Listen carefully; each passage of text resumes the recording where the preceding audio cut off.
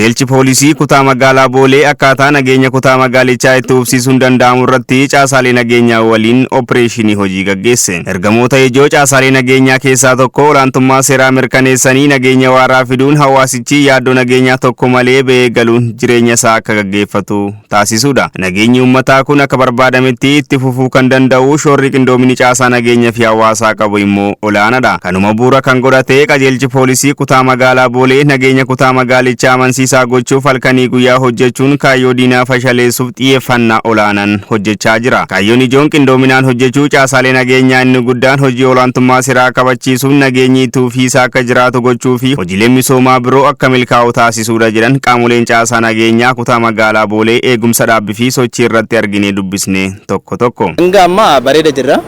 Nuti amma milishaa taanee yoo sochoonu keessa immoo warri gaachana sirnaa warri TPH paatrooliin kallattii adda addaatti socho'uudhaan eeruu nuu kennuudhaan hanga amma diina kallattii biraatirraan gara keenya dhufu kan haala bareedan qabne kan seeraaf dhiyeessaa jiru ta'uu isaati. Hawaasni hanga amma kallattii hundaan mindaa nuu kaffaluurraa iddoo tokko tokkotti immoo buna shaayii jechuudhaan qophii tokko tokko qopheessanii irratti nu hirmaachisuudhaan sinduuba jirraa jabaadhaa jedhanii kallattii hundumaanuu kan nu gargaaraa jiran ta'uu isaati. Iddoon amma jirru kun immoo iddoon addaa Dabaabayii Alii Birraa yookiin zoonii Soolee jedhama. Asiin achi deemte kiiloomeetirii namoota baadiyyaa ta'us uummanni kun garuu haala nageenyaa irratti akkuma duubaan argitan kan caasaa gaachana sirnaa tajaajila poolisii hawaasaa paatroolii daawwii itti aansee uummata keessaa jechuudha.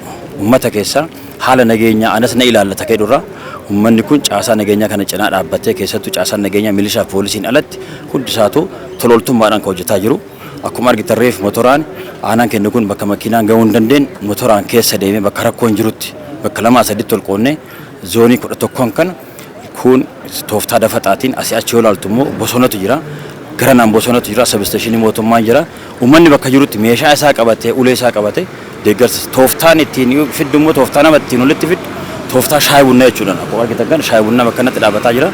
Uummanni cinaa dhaabbatee koomeentii nu godhaa bakka rakkoon jirutti waan jirullee bilbilaa odeeffannoo kenna bakka bakkatti zoonii waan jiruuf haala nageenyaa kana tooftaa kanaatiin eegganna jechuudha.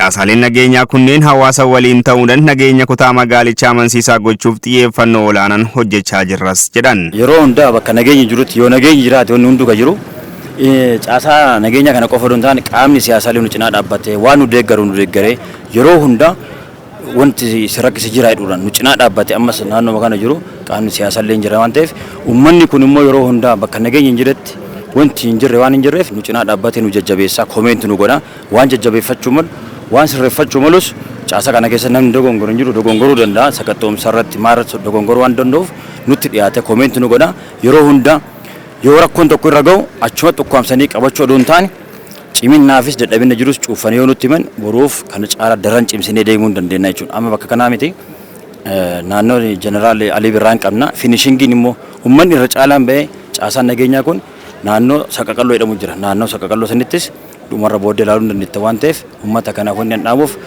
caasaa nageenyaa kana cinaa dhaabbattanii waan deeggaramuu malu koomeentii nu godhaatiin yoo deemne nageenya aanaa kenna nageenya godina kenna nageenya magaalaa kana eegsisuu dandeenya jedhu yaada qaban. Gaafatamaan ittisa yakka qajeelcha poolisii kutaa magaalaa Boolee Kumaandar Gugsaa Taakkala caasaaleen nageenyaa qindoomuun nageenyi magaalittii walitti fufiisan akka mirkanaa'uuf gaheen caasaan nageenyaa baachaa jiru olaanaa ta'uu dubbatu. Akka kutaa magaalaa Booleetti iddoolee eegumsa dhaabbii fi sochii adda ba'an irratti caasaaleen nageenyaa hawaasa waliin qindaa'uun eegumsa taasisaa jiraachuus Kumaandar Gugsaan himan. Caasaan nageenyaa qindaa'eetu waan hojjetuuf uummannis immoo nu cina dhaabbatee yeroo yeroodhaan konferensiis waan gaggeessinuuf haalli magaalaa keenya akka kutaa magaalaa Booleetti amansiisaadha jechuun hin dandeenya. Kana jennuuf immoo harcaa'inni hin jiru miti. Harcaa'inni hojii nageenyaa keessa hin dhabamu.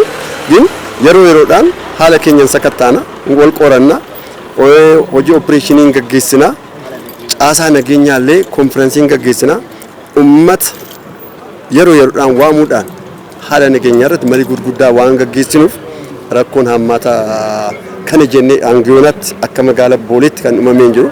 Akkuma magaalaa Adaamaattis yeroo fudhattu immoo magaalli Boolee kun wayyaadha. Magaalota kaanirraa mootummaanis hin beeka fooyya'insa guddaa qaba. Nageenya irratti fooyya'insa guddaa qaba. Hawaasnis qaamolee nageenyaa cinaa dhaabbachuun tumsa taasisaa jiruuf galateeffatanii jiru. Milishaas yeroo leenjiif loojistikiin keenya uummaticha TPHs yeroo konfiraansii gaggeessinu loojistikiin keenya ummata. Ummatichi qabeenyaanis humnaanis nu cina dhaabbateetu kan hojjetu. Nageenya irratti illee yeroo mareechifna yeroo jennu ummanni sirriimatti qajeelfama fudhatee dhufeetu bobba'ee waanuma ilaallatu rakkoon poolisii bira jira taanaan milishaa bira jira taanaan abbaa alangaa bira jira taanaan mana murtii bira jira taanaan yaada isaa ibsatee deema.